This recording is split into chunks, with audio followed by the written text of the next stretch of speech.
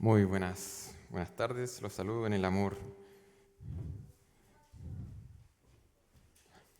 del Señor, dando gracias al Señor por poder reunirnos una vez más para poder, como cantábamos, ¿cierto? Contemplar a nuestro Dios. Cuando cantábamos pensaba en el texto que habla de contemplar a Dios, 2 Corintios capítulo 3, versículo 18. Dice que mientras contemplamos como en un espejo la gloria de nuestro Señor, somos transformados de gloria en gloria por medio de su Espíritu. Y eso es lo que tenemos que estar anhelando en nuestros corazones hoy día que estamos acá y cada día en nuestra vida, ¿cierto? Poder contemplar el rostro de nuestro Dios y mientras lo contemplamos, lo conocemos más y experimentamos ese amor de su parte hacia nuestras vidas, eso nos cambia, nos transforma. Y vamos a orar para que el Señor haga esto en este lugar. Vamos a abrir su palabra, vamos a exponernos a quién es Él, vamos a contemplarlo y vamos a pedir al Señor que eso nos cambie nuestros corazones, cambie nuestra manera de pensar. Así que vamos a orar. Padre, te damos gracias, Señor, por tu palabra.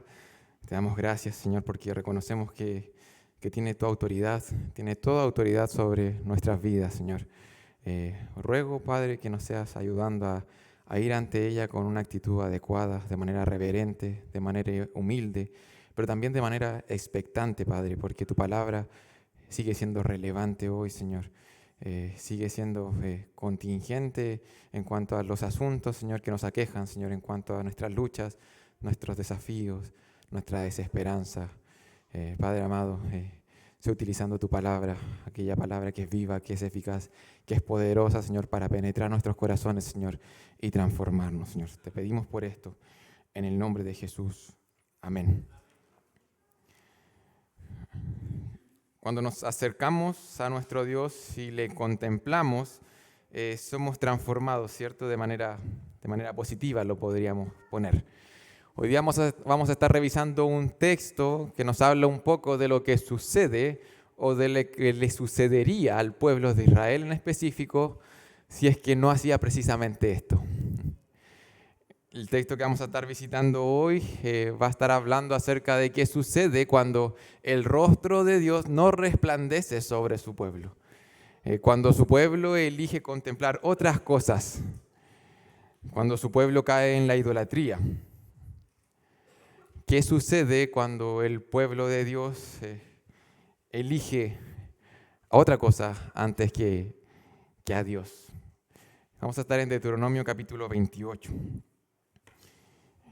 Y esta porción que vamos a estar visitando hoy quizás no es una porción que elegiríamos para nuestra lectura devocional o que elegiríamos para incluso predicar desde acá. Nosotros lo estamos tomando, hemos estado estudiando todo el libro de Deuteronomio, ya estamos terminando el libro y nos encontramos con esta porción, Deuteronomio capítulo 28, del versículo 15 en adelante, y creo que esta porción es terrorífica. Así la llamaría, una porción terrorífica, del versículo 15 al final. Son hartos versículos, si le pega un vistazo del versículo 15 al final hasta que termine. Una porción terrorífica. Yo la llamaría que esta porción es el infierno en Deuteronomio. De esa forma podríamos tomar esta porción como un infierno en el libro de Deuteronomio. Habla acerca de cosas muy fuertes que sucederán con la nación si es que la nación deja de contemplar a Dios y decide contemplar otras cosas. Son consecuencias, o en palabras del libro de Deuteronomio, son maldiciones que caerían sobre la nación. Y quiero que en esta mañana estemos meditando en cuanto a las consecuencias que tendría el pecado para Israel, de manera específica, para ellos, y qué tiene que ver eso con nosotros, ¿ya? ¿Cuál es la naturaleza del pecado en nuestras vidas? ¿Qué consecuencias podría eventualmente tener el pecado en nuestras vidas? ¿Y cuál es la relación de Dios con ese pecado? Porque estas maldiciones son maldiciones que Dios está, ¿verdad?, diciendo en contra, afirmando que acontecerían en contra de Israel. El título del sermón de hoy es Las consecuencias nocivas del pecado. Yo me acuerdo que antiguamente los pastores tomaban un capítulo y comenzaban a predicar hasta que se acababa el tiempo y decía, continuamos la otra semana. No sé si les pasó que de repente se acordaban que había un reloj y decían, ya, continuamos la otra semana. Vamos a hacer eso hoy día, ¿no? No, pero se me encomendó la tarea de estudiar del versículo 15 al versículo 68. Es una porción extensa que recorre un mismo tema. Así que lo vamos a dividir en dos partes. Y este va a ser las consecuencias nocivas del pecado, parte 1. ¿Ya? Así que en 2 semanas más vamos a tener la parte 2 porque la próxima semana tenemos una pequeña pausa, un tema especial que se va a predicar ahí. En 2 semanas más, con la ayuda del Señor, y si el Señor lo quiere así, porque si es que mi bebé no nace antes, si es que nace antes quizás, la parte 2 va a estar encomendada a Pastor Walter, que nos está mirando ahí por las cámaras, está enfermito. ¿Ya? Así que las consecuencias nocivas del pecado, parte 1, y vamos a intentar abordar del versículo 15 al versículo más o menos como en la mitad en donde quedemos allí. ¿Ya? Así que como es una porción extensa, no voy a hacer lo que normalmente hacemos, que es leer toda la porción, sino que voy a leer la primera porción y voy a ir leyendo así y vamos a ir avanzando para poder comprender estas consecuencias nocivas que tendría el pecado en la nación. ¿Ya? Voy a comenzar leyendo del versículo 15 al versículo 19. Y la palabra de Dios dice: pero acontecerá, si no oyeres la voz de Jehová tu Dios, para procurar cumplir todos sus mandamientos y sus estatutos que yo te intimo hoy, que vendrán sobre ti todas estas maldiciones y te alcanzarán. Maldito serás tú en la ciudad y maldito en el campo. Maldito tu canasta y maldita tu arteza de amasar. Maldito el fruto de tu vientre, el fruto de tu tierra, la cría de tus vacas y los rebaños de tus ovejas. Maldito serás en tu entrar y maldito en tu salir. Como hemos visto, el capítulo de Deuteronomio capítulo 28 está hablando acerca de bendiciones y maldiciones del pacto. Este pacto que Jehová estaba entrando con Israel, ¿cierto? Con esa nación en específica, ya esta relación especial que el Señor iba a tener con este pueblo. Él los adopta como nación, los saca de Egipto y hace un pacto con ellos. Y en Deuteronomio está esta repetición o esta reiteración del pacto. Y el pacto tenía algunas estipulaciones y algunas condiciones. Y la semana pasada estuvimos viendo que este pacto incluía bendiciones si es que el pueblo cumplía el pacto, ¿cierto? Ahí en el versículo 1 del mismo capítulo 28. Dice, bueno, si Israel confía en Dios, ama al Señor con todo su corazón, con toda su alma, con toda su fuerza, si es que oye su voz, si es que le obedece, versículo 1 dice: acontecerá que si oyeres atentamente la voz de Jehová tu Dios para guardar y poner por obra todos sus mandamientos que yo te prescribo hoy, también Jehová tu Dios te exaltará sobre todas las naciones de la tierra. Ya esta es la condición del pacto, esta es la bendición del pacto, ¿cierto? Si es que Israel comenzaba a vivir de acuerdo a lo que el Señor les había dicho, a la altura de tener a Jehová como su Dios, esto tendría bendición para ellos, dice ahí. Serían exaltadas sobre todas las naciones de la tierra. Sería algo público, ¿cierto? Algo resplandeciente ahí en la tierra de Canaán. Sin embargo, en el versículo 15 en adelante viene lo contrario, este contraste, esta contraposición, que serían las maldiciones. Y el texto que leí recién decía: vendrán todas estas maldiciones y los alcanzarán. Así que, si es que no oyen a la voz de Jehová, si es que rechazan a Jehová, bueno, pues tendrán consecuencias negativas como nación. Y hemos visto que en general en este pacto el Señor le estaba ofreciendo a la nación dos cosas. Hemos leído Deuteronomio capítulo 30, que va a ser expuesta en unas semanas más, donde Jehová les decía: delante de ustedes les pongo la vida o la muerte. ¿Se recuerdan? El Señor hizo que este pueblo pasara muchísimos años en esclavitud en Egipto, los rescata, una generación perece en el desierto por su desobediencia, y esta nueva generación está en este momento de decisión, en un punto muy importante para sus vidas y para la vida de la nación. Justo antes de entrar en la tierra prometida, el Señor los toma y utiliza a Moisés por medio de estas predicaciones que están en Deuteronomio y les dice: delante de ustedes, hoy, antes de entrar a la tierra prometida, les pongo la vida o la muerte, la bendición o la maldición, oírme, oír otras voces. Y el rechazo, elegir abiertamente la muerte, traería maldición para la nación, ¿cierto? Rechazar a Jehová traería maldición para la nación. Y en cierto sentido eso es un principio general que podemos encontrar en las Escrituras. Yo hace 2 semanas atrás yo citaba Génesis capítulo 3, ¿se recuerdan? Cuando veíamos cómo la maldición entró al mundo. La maldición entra al mundo porque la humanidad se rebela en contra de Dios. Este mundo no tenía que haber estado funcionando de esta manera, tan disfuncional. La creación del Señor era buena y buena en gran manera. Sin embargo, el hombre se rebela contra Dios y la maldición entra al mundo. El hombre, de cierta manera, elige la maldición, elige la muerte en el jardín del Edén. Y el Señor le da lo que el hombre eligió. La maldición entra en el mundo. Y en los tiempos de Israel, la bendición, lo que vimos la semana pasada, significaba la vida. Y la vida en términos prácticos para ellos, ¿qué significaba? Tierras, descendencia numerosa, comida suficiente, ropa. Eso era vida, vida en abundancia para ellos. Tendrían vida siempre que estuvieran en esta relación correcta con Dios. Y la maldición en sentido contrario, y todo lo que vamos a ver en este sermón, es ser privado de todas esas cosas. Ser privado de tener verdadera vida. ¿Ya? Entonces tenemos por un lado amar a Dios con todo el corazón, con toda el alma, con toda la fuerza, traería bendición para ellos. Los demás pueblos verían esto y cuando vieran esto iban a decir, wow, mira Israel, ellos no eran nada, ellos no tenían tierra, ellos adoran a Jehová y mira cómo les va, eso es vida, quiero conocer al Dios de Israel. Eso iba a suceder.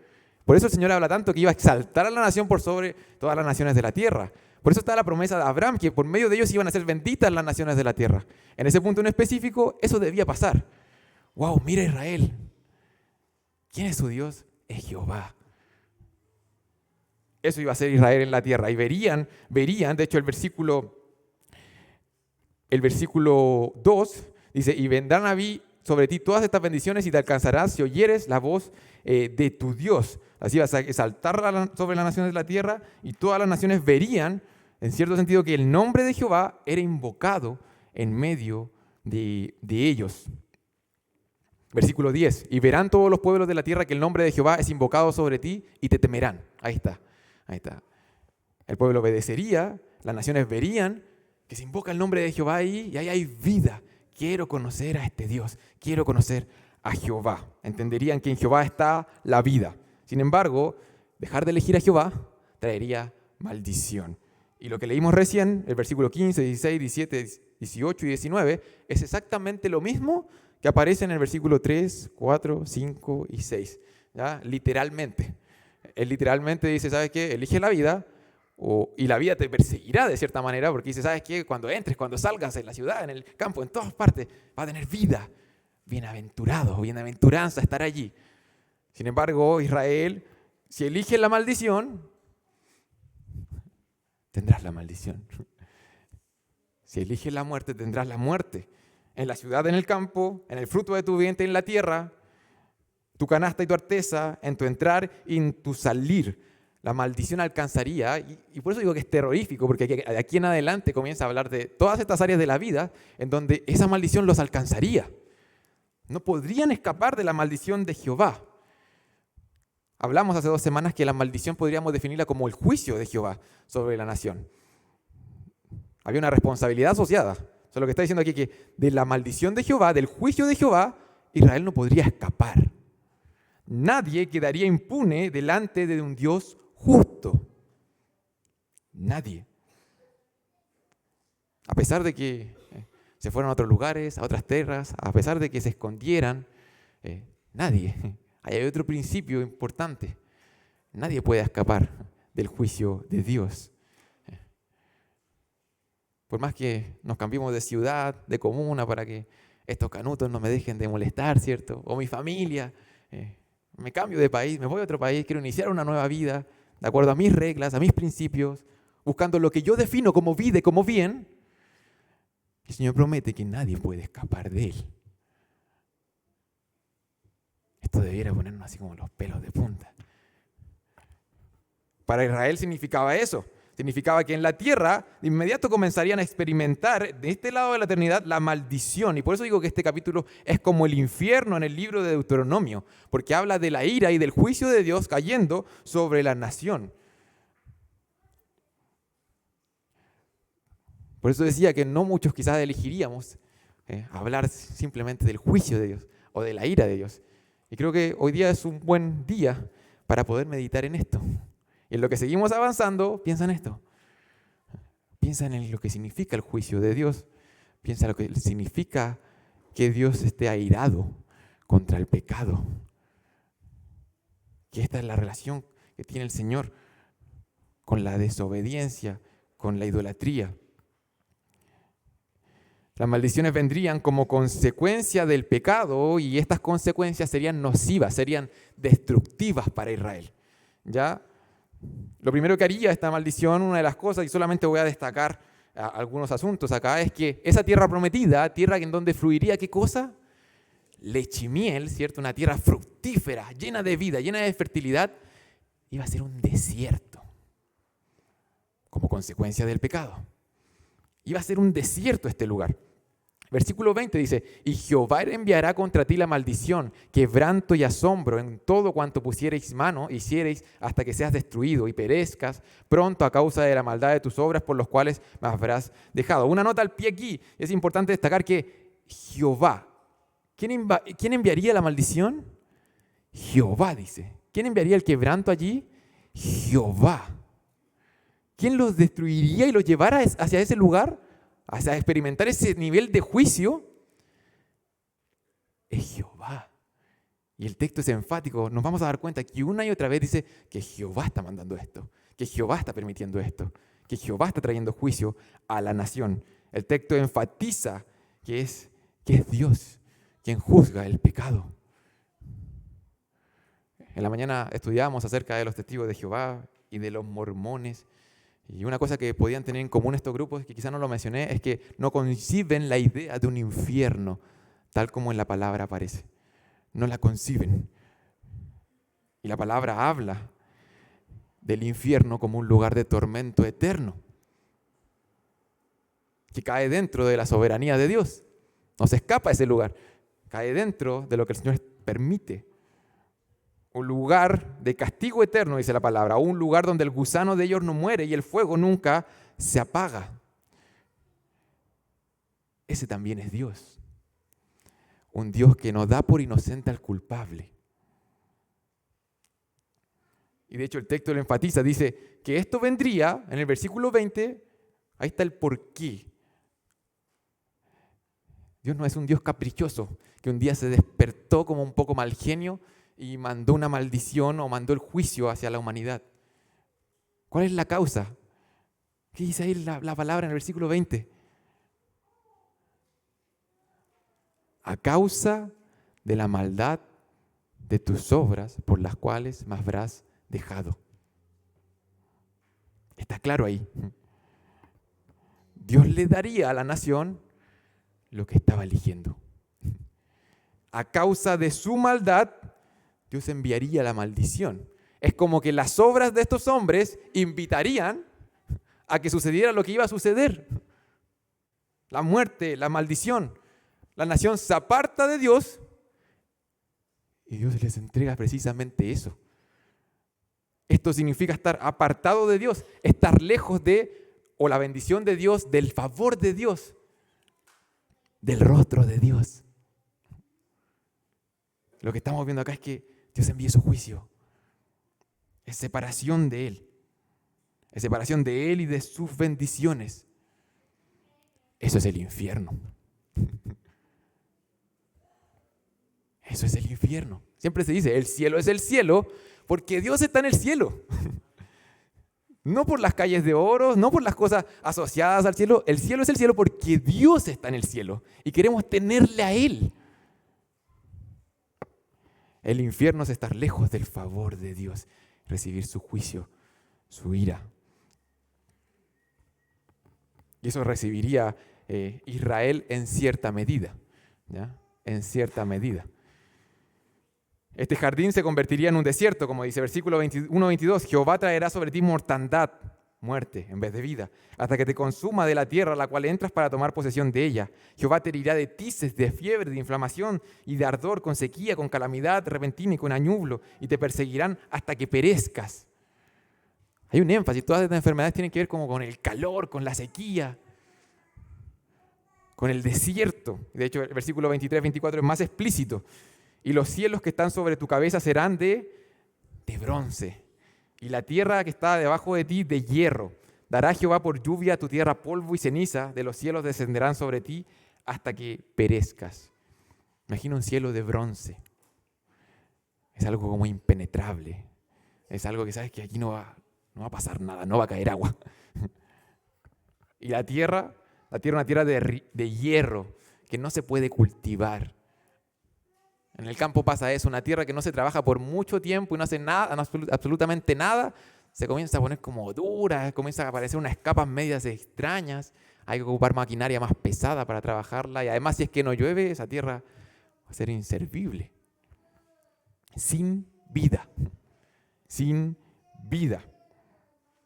Y si lo pensamos, una de las cosas fundamentales que Dios haría en la tierra prometida era dar vida, era dar fertilidad, era dar lluvia. No sé si se recuerdan, había un texto bien bonito que revisamos la semana pasada, el versículo 12, de las bendiciones.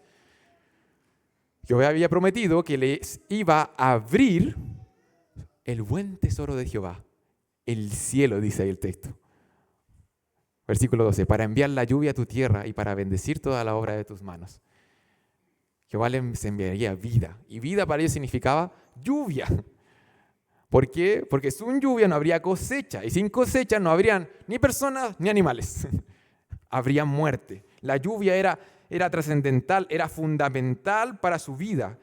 Y con la bendición del Señor, el Señor estaba asegurando esa fuente, ese manantial de vida para la nación. Y su maldición traería todo lo contrario. Ahora, no es coincidencia que uno de los principales dioses, ídolos con los cuales se iban a encontrar en las tierras de Canaán, era Baal.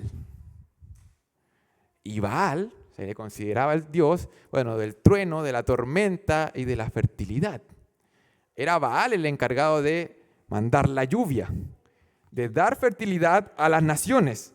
Él era el proveedor de eso en la religión de los cananeos, Baal.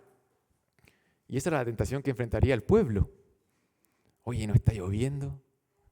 Oye, ¿qué está pasando? Oye, si es que ocupamos una opción B, Baal. El Señor les estaba asegurando que era Él y no Baal que les daría las lluvias necesarias, pero debían confiar, debían oír, debían amar. La consecuencia de no hacerlo sería precisamente no obtener lo que buscarían en otro lugar. La consecuencia de no obedecer al Señor sería no obtener lo que están buscando en otro lugar. El pueblo buscaría prosperidad, lluvia, fertilidad en otro lugar cuando el Señor les había prometido eso.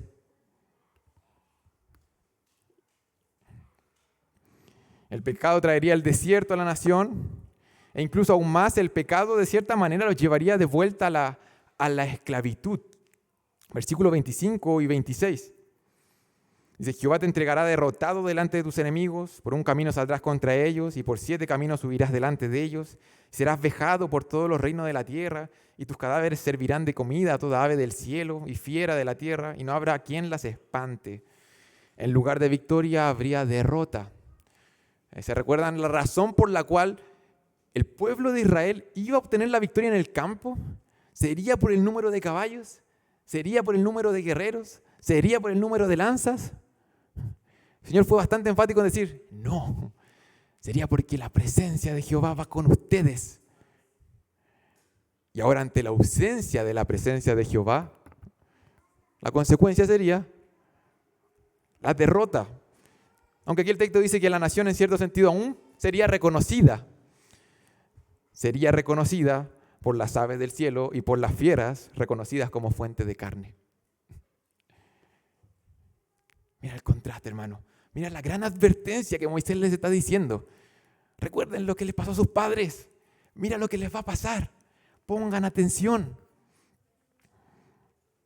Jehová te herirá con la úlcera de Egipto, con tumores, con sarna y con comezón que no puede ser curado. Jehová te herirá con locura, ceguera y turbación de espíritu. Y palparás a mediodía como palpa el ciego en la oscuridad, y no serás prosperado en tus caminos. Y no serás sino oprimido y robado todos los días, y no habrá quien te salve. Hay algo interesante en toda esta porción, hasta el versículo 68, hasta el final, y es que pareciera que la maldición de Jehová fuera una reversión o una inversión de lo que ocurrió en Egipto. Es como que Israel estaba avanzando y de repente comienza a caminar hacia atrás. Y comienza a aparecer Egipto en varias partes y hay varias como señales hacia allá. Es como una inversión de lo que ya ocurrió. Están regresando ustedes. Están yendo hacia atrás. Si ponemos atención, hay recordatorios de Egipto, se habla de la muerte del ganado, de las malas cosechas debido a la langosta en el versículo 38, de la angustia bajo la opresión, de la pérdida de descendencia, y así.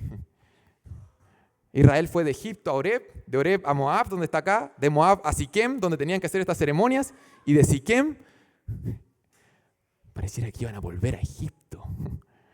Lo hemos dicho en otras ocasiones, pero el Señor lo que quería hacer, no solamente quería sacar a la nación de Egipto, sino que quería que Egipto saliera de los corazones de los israelitas.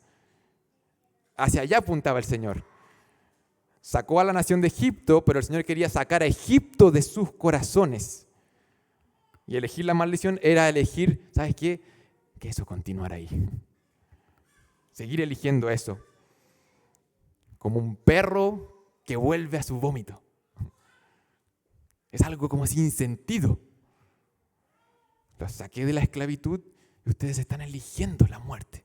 Están eligiendo regresar. Están eligiendo rechazarme y volver. Algo sin sentido. Hay una historia que he contado un par de veces que no es mía, pero que creo que tiene todo el sentido y lo voy a hacer una vez más. Tenemos mala memoria y Deuteronomio dice, recuerda. Este hecho de volver atrás y este sinsentido que Israel iba a caer. Es la historia de un pastor que viajó a Rusia con su esposa a adoptar 2 pequeñitos. Y él escribió un libro hablando acerca de la adopción en general y él narra cómo fue cuando adoptó, cuando la primera vez que recibió a estos pequeños. Y él dice lo siguiente, es una cita un poquito extensa, pero pongan atención que vale la pena. Dice, hablando acerca de estos niños, los tienen en el auto atrás por primera vez. Dice, ellos nunca habían visto el sol ni habían sentido el viento verdaderamente. Nunca habían oído el portazo de un coche ni habían sentido que los llevaba por una carretera a 120 kilómetros por hora. Noté que temblaban y extendían la mano hacia el orfanato en la distancia. De repente, ya no era yo un extraño. Le susurré a Sergei, que es uno de los niñitos rusos, un nombre bien ruso, ¿cierto? Ese lugar, apuntando al orfanato que se estaba alejando, es una cárcel, es un infierno. Si supieras lo que te espera, un hogar con una mamá y un papá que te quieran, abuelos, bisabuelos, primos, compañeros de juego y cajitas felices. Pero todo lo que conocían era el orfanato, era miserable, pero no tenían otro punto de referencia, ese era su hogar. Sabíamos que los niños se habían aclimatado a nuestro hogar, que confiaban en nosotros cuando dejaron de esconder comida debajo de sus sillas. Sabían que llegaría otra comida y que no tendrían que pelearse por las sobras. Esta sería la nueva normalidad. Ahora están completamente americanizados, quizás demasiado, capaces de reconocer el sonido de un microondas a 40 metros de distancia. Sin embargo, todavía recuerdo esas pequeñas manos extendiéndose hacia el orfanato. Y cada vez que lo recuerdo, me veo a mí. Eso es lo que nos sucede, hermanos, una y otra vez en nuestra vida. El Señor nos sacó de un lugar, nos adopta y nos vemos así, como niños que quieren volver de donde nos sacó el Señor, que quieren regresar, que quieren invertir las cosas, que quieren rechazar a su padre y volver a la orfandad. No tiene sentido. Es un absurdo.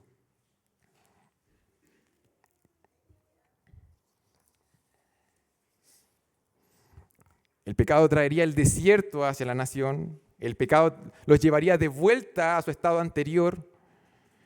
El pecado les haría perder la cabeza. Versículo 30 al 35. Te desposarás con mujer y otro varón dormirá con ella. Edificarás casa y no habitarás en ella. Plantarás viña y no la disfrutarás. Tu buey será matado delante de tus ojos y tú no comerás de él. Tu asno será arrebatado delante de ti y no te será devuelto. Tus ovejas serán dadas a tus enemigos y no tendrás quien te las rescate. Tus hijos y tus hijas serán entregados a otro pueblo y tus ojos lo verán y desfallecerán por ellos todo el día y no habrá fuerza en tu mano. El fruto de tu tierra y de todo tu trabajo comerá pueblo que no conociste, y no serás sino oprimido, quebrantado todos los días. Y enloquecerás a causa de lo que verás con tus ojos. Te dirá Jehová con maligna pústula en las rodillas y en las piernas, desde la planta de tu pie hasta tu coronilla, sin que puedas ser curado. Esto es como bien gráfico. Recuerda, nada de esto ha pasado. Nada de esto aún ha pasado. Moisés les estaba advirtiendo de manera muy gráfica, quería que el pueblo escuchara y, ¿sabes qué? Experimentara, palpara, saboreara, viera, antes de que ocurrieran las cosas, viera cuáles iban a ser las consecuencias nocivas que el pecado iba a tener para sus vidas. Deuteronomio capítulo 20, versículos 5 al 7, habló acerca de lo primero que encontramos en ese pasaje que leí. El Señor les había mandado, Él les dijo, y los oficiales hablarán al pueblo diciendo: ¿quién ha edificado casa nueva y no la ha estrenado? Vaya, vuelvas a su casa, no sea que muera en la batalla y algún otro la estrene. ¿Y quién ha plantado viña y no ha disfrutado de ella? Vaya, vuelvas a su casa, no sea que muera en la batalla y algún otro la disfrute. ¿Y quién se ha despojado con mujer y no la ha tomado? Vaya, vuelvas a su casa, no sea que muera en la batalla y algún otro hombre la tome.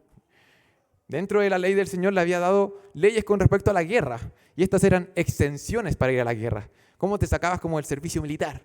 Podríamos decir. Bueno, aquellas personas que estuvieran en esta condición, el Señor decía: vayan y disfrútenla. Yo voy a estar con ustedes en la batalla, por lo que tienen estas exenciones. ¿Ya? Iban a estar exentos de ir a la guerra en estos casos. Bueno, si es que el Señor no estaba en la batalla, vendría todo lo contrario. Y esto es lo contrario a esas exenciones. En ausencia de la presencia de Dios se cancelarían estas cosas. Y el pueblo se iba a esforzar en vano, ya que no tendrían buenos resultados. Y todo esto que vimos acá ocurriría delante de sus ojos. Hermano, ponte en un momento en estas situaciones. ¿Cómo se iba a sentir? ¿Cómo se iba a experimentar las consecuencias de la desobediencia a Dios? El texto en nuestra Reina Valera, en nuestra traducción, es suave. En el versículo 30 es muy suave, porque dice: te desposarás con mujer y otro varón dormirá con ella. Una mejor traducción sería que un varón va a abusar de tu esposa. Es eso. Que tú te vas a desposar con alguien y porque el Señor no está con ustedes, probablemente porque te va a tocar ir a la guerra, eso vas a experimentar. Vas a hacer una casa, pero ni siquiera vas a poder vivir en esa casa. Vas a trabajar, vas a querer disfrutar del fruto de tus manos y no lo vas a poder hacer. Quería que el pueblo, ¿sabes qué? Sin haber vivido eso, lo palpara. Es dolor, es angustia, es frustración, es desesperación. Es una turbación profunda del alma. Ese tipo de angustia indescriptible. Cuando nos pasan ese tipo de cosas que tú sabes que nadie te va a poder entender realmente lo que estás experimentando. El Señor está diciendo: ponte en esos zapatos, Israel. Ponte en esos zapatos. Porque eso vas a experimentar. Si es que no confías en mí. Eso es lo que vas a estar eligiendo. Eso sucederá si eliges ser infiel a Jehová. Y nuevamente, quizás voy a ser un poco repetitivo en esta idea, pero lo que experimentaría Israel sería no disfrutar de las bendiciones, no tener rescate, según el versículo 31, no tener fuerza en sus manos, versículo 32, y no tener a quien los cure, versículo 35. ¿No era eso precisamente lo que el Señor les ofrecía? ¿No es precisamente eso lo que el Señor ofrece? Saciar la sed del alma, ser nuestro amparo, nuestra fortaleza, renovar nuestras fuerzas, sanar nuestras heridas. ¿No es precisamente eso lo que Jehová les ofrecía? ¿No es precisamente ese quien es nuestro Dios?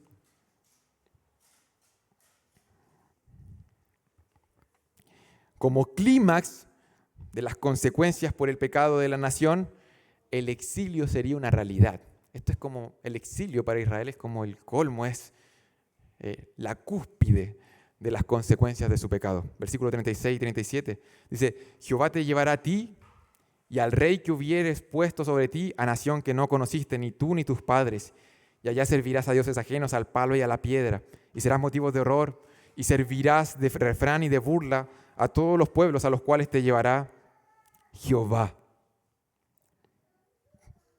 En 2 semanas más vamos a hablar un poquito más acerca del exilio, porque al término en la segunda mitad de Deuteronomio 28 habla bastante acerca del exilio, acerca del asedio, acerca de lo que experimentaría el pueblo en ese sentido. Porque hay una frase que es llamativa y dice que allá en el exilio con otra nación, para colmo, terminarían sirviendo a dioses ajenos. ¿Y cuáles eran estos dioses ajenos? Es un sinsentido, es un absurdo. Se terminará sirviendo al palo y a la piedra.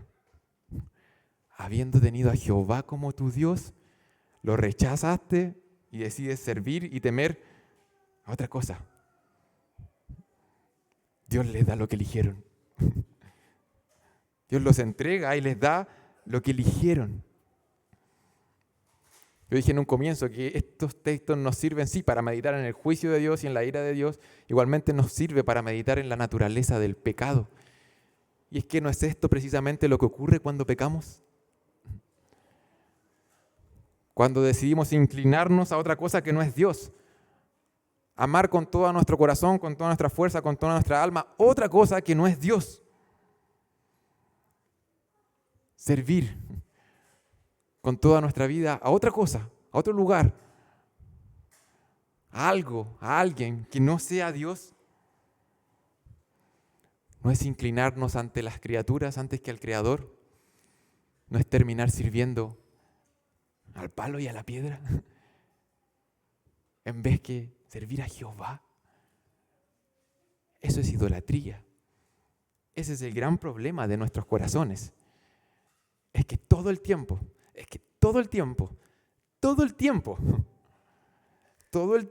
estamos amando con nuestro corazón, con nuestra fuerza, con nuestra alma, cosas que en verdad el Señor no nos ha llamado a amar con todo nuestro corazón, con nuestras fuerzas, con nuestras almas. Y estamos buscando que esas cosas, esas creaciones, nos den lo que solamente el Señor ha prometido que nos dará. Eso es idolatría. Recuerda, Baal. Vamos a inclinarnos hasta Baal porque necesitamos lluvia, necesitamos vida. Jehová estaba prometiendo prosperidad, fertilidad, vida. Buscar en otro lugar lo que solamente el Señor ha prometido darte. Servir al palo y a la piedra. Eso es pecado. Eso es lo que ocurre todo el tiempo en nuestro corazón. El pecado los haría perder la cabeza, los haría volverse locos, los llevaría al exilio. Y el pecado finalmente no les terminaría dando lo que les promete. Aquí todas las imágenes son de una tierra y una vida muy poco fructífera. Una vida de mucha escasez. Versículo 38 al 44. Y sacarás mucha semilla al campo y recogerás poco, porque la langosta lo consumirá. Plantarás viñas y labrarás, pero no beberás vino, ni recogerás uvas, porque el gusano se las comerás. Tendrás olivos en todo tu territorio, mas no te ungirás con el aceite, porque tu aceituna se caerá. Hijos e hijas engendrarás, y no serán para ti, porque irán en cautiverio. Toda tu arbolera y el fruto de tu tierra serán consumidos por la langosta. El extranjero que estará en medio de ti se elevará sobre ti muy alto, y tú descenderás muy abajo. Él te prestará a ti, y tú no le prestarás a él. Él será por cabeza, y tú serás por cola. Es todo lo contrario. ¿Se recuerdan el lugar que iban a tener los extranjeros al interior de la nación? La nación tenía que bendecir a los extranjeros y ayudar a los extranjeros, al huérfano, a la viuda, a los extranjeros. Y aquí está todo al revés, es todo de cabeza. Ellos eligieron el pecado, iban a ocurrir las cosas de manera completamente contrarias. El pecado no les daría lo que les prometió y como consecuencia del pecado pasaría lo contrario a lo que ellos estaban esperando. Si ustedes se ponen en los pies de los israelitas, y quizás aquí nos adelantamos porque sabemos la historia, sabemos lo que pasó, pero si nos ponemos en sus pies, probablemente ellos no eligieron, cuando estaban pecando dijeron, ya, sí, vamos a hacer esto porque queremos ser cola y no cabeza. ¿Sabes qué? Vamos a hacer esto porque no queremos cosechar.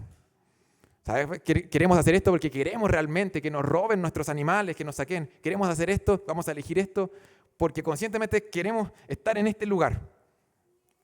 No. Probablemente el pecado no lució así. Aquí el Señor le está mostrando claramente cuáles son las consecuencias, la realidad. Pero en aquel momento para ellos era, ¿sabes qué? Queremos prosperidad, queremos seguridad. ¿Qué vamos a hacer? Asociémonos con naciones paganas. Adoremos, adquiramos a los ídolos de las naciones paganas. Desobedezcamos la ley de Dios, porque parece que de esta manera vamos a hacer cabeza, de esta manera vamos a tener seguridad, de esta manera vamos a tener prosperidad. Es como decimos como un buen chileno, la estamos haciendo de oro. La estoy haciendo de oro. Porque uno cuando toma esa decisión no está buscando el mal. No quiero que me vaya mal. Sin embargo, lo busco en el lugar equivocado y pensamos que la estamos haciendo de oro. Cásate con una mujer pagana y luego le hacemos un templo a su Dios. Y ahí nos aseguramos que si es que Jehová no da la lluvia, bueno, la dará su Dios. Ese tipo de cosas acontecieron en la nación. La estamos haciendo de oro. Eso acontece todo el tiempo en nuestra vida. ¿Cuántas veces el pecado ha lucido poco atractivo, poco disfrutable, con una apariencia horrible y tú eliges lo horrible conscientemente? No. A nuestros ojos el pecado parece atractivo. Come la manzana. Mira cómo luce esto. Come el fruto. Y vas a ser como Dios. Era algo aparentemente bueno. Pareciera que era el bien, era la bendición para ellos y para la raza humana. Así lucía. Pero esta era la realidad, lo que estamos viendo acá. Duerme con esa mujer, no importa.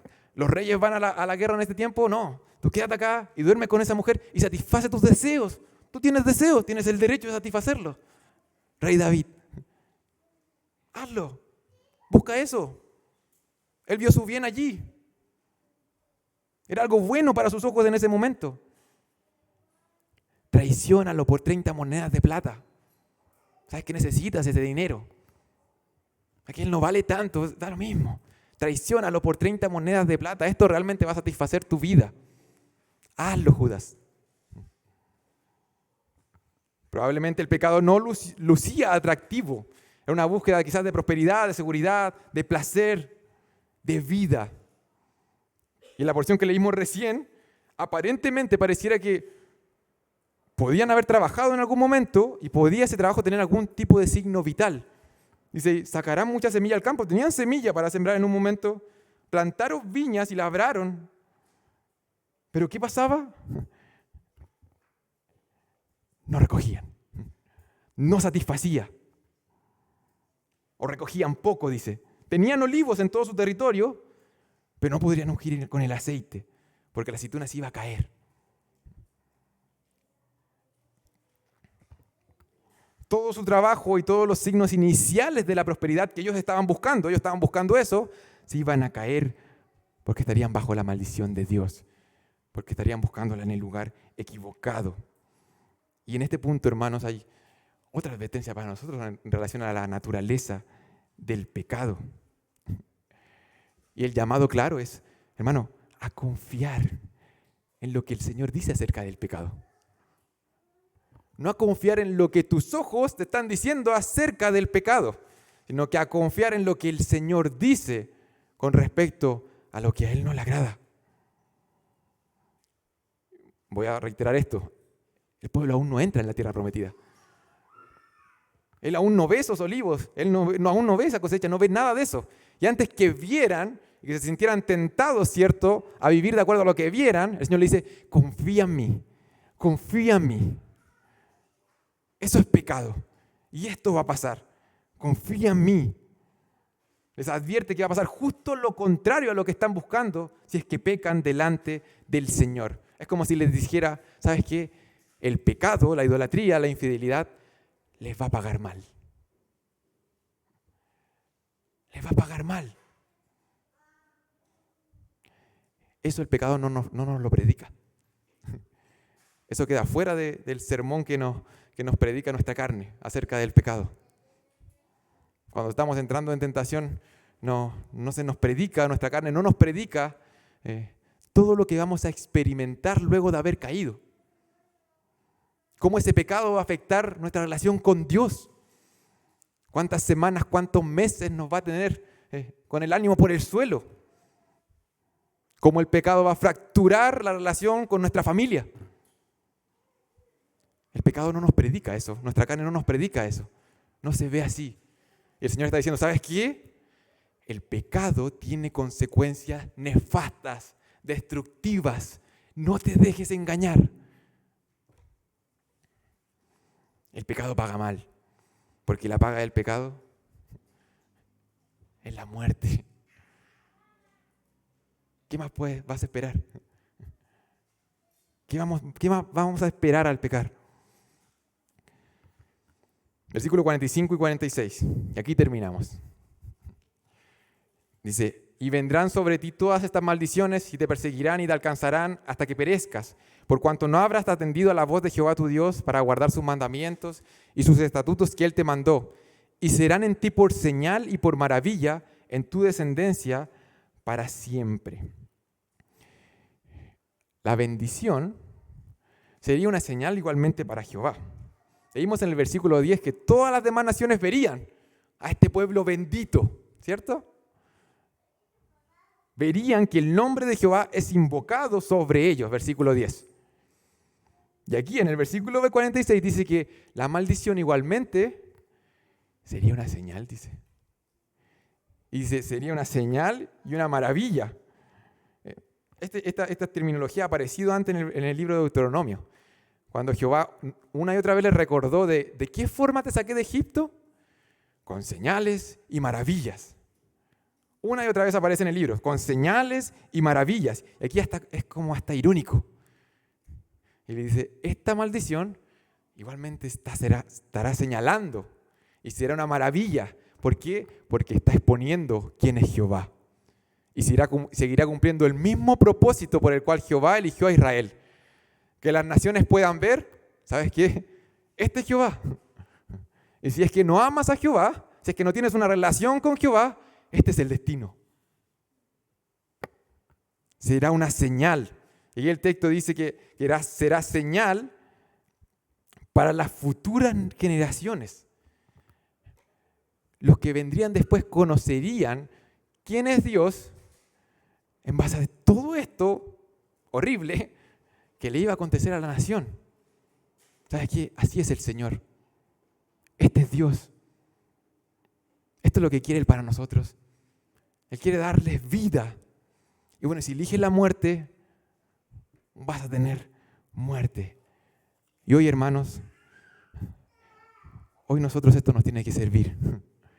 Esto que hemos leído nos tiene que servir.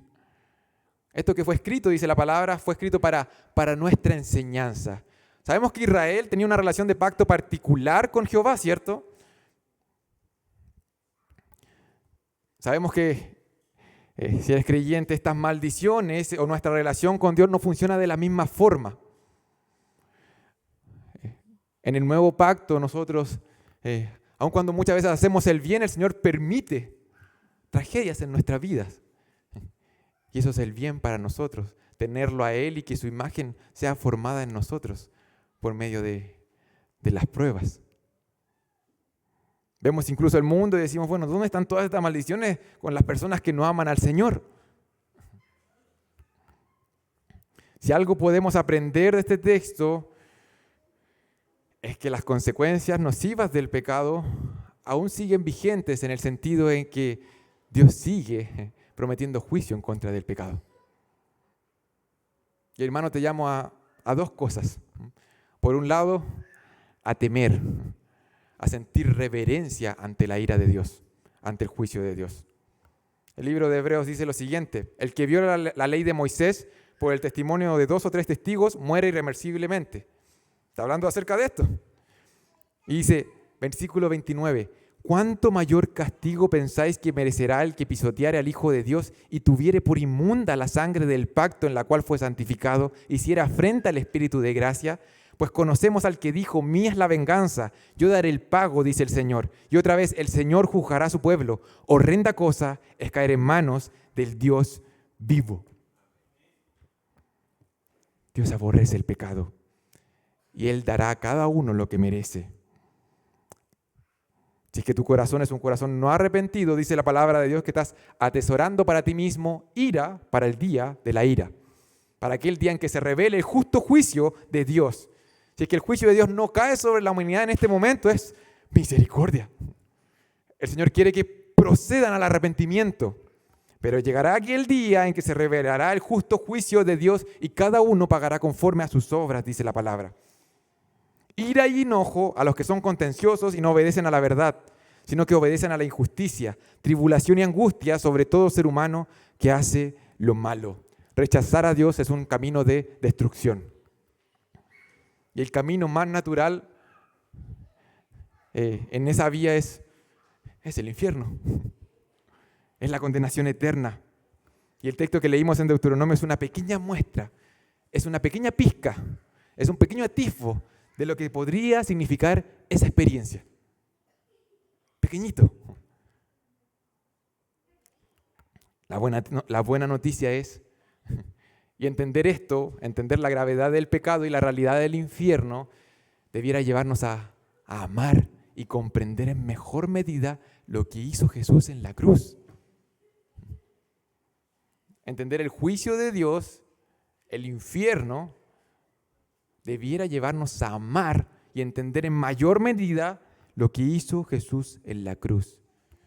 ¿Recuerda las palabras de Jesús en la cruz? Él dijo que fue abandonado por el Padre. Deuteronomio 28. La presencia de Dios no estaba con el pueblo. ¿Qué es lo que significó en una medida mucho menor? Jesús fue abandonado por el Padre en la cruz. El justo juicio de Dios, la ira de Dios cayendo sobre Cristo, el abandono del Padre por ti y por mí. Jesús padeciendo el infierno. Isaías dice que debido a la angustia del alma de Jesús en ese madero, el Padre lo vio y quedó satisfecho. Isaías 53, 11. Y hoy te llamo, amado amigo o amiga, si no has confiado en Cristo como Señor y Salvador, si no has confiado en aquel que abrazó y experimentó algo mucho mayor que lo que estamos viendo en Deuteronomio capítulo 28, te invito a creer, a reconocer tu condición delante de Dios. ¿Sabes qué? He rechazado a Dios, no lo quiero. Decido buscar vida en otro lugar. Reconoce tu condición delante de Dios y confía en que en Cristo puedes ser perdonado, en que Él ya recibió la maldición. Y hermano o hermana, si es que tú ya has confiado en esta realidad, hermanos, tomemos con seriedad la manera en la cual nos estamos relacionando con el pecado. Porque el pecado sigue teniendo consecuencias nocivas para nuestras vidas y lo sabemos.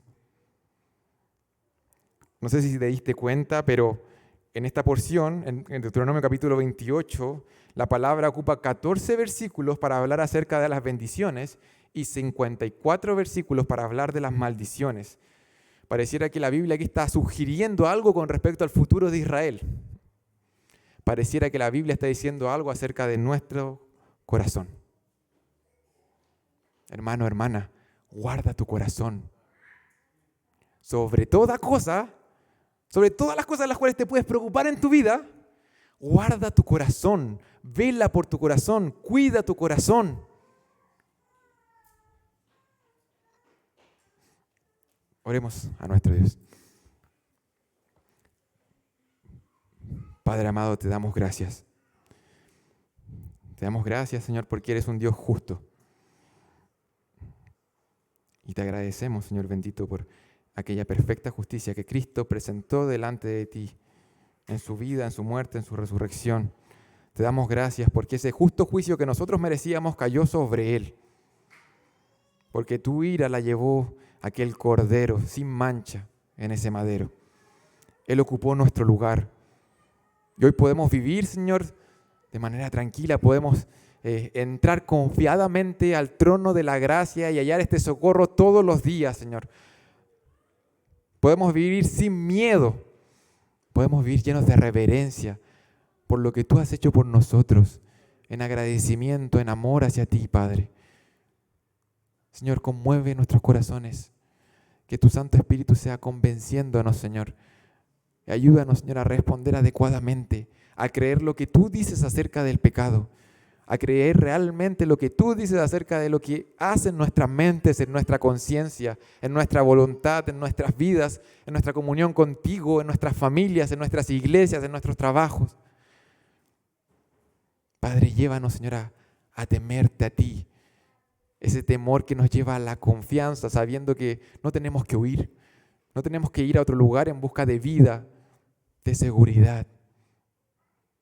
Te tenemos a ti, Padre, la mayor bendición que podemos tener, Señor. Tenemos vida y vida en abundancia, Padre. Ayúdanos, Señor. Abre los ojos de nuestro corazón para ver estas realidades, Señor, y comenzar a vivir de acuerdo a ellas. Como hijos amados y nunca más como huérfanos. Te pedimos esto en el nombre de Jesús. Amén. Que el Señor les sea bendiciendo, hermanos.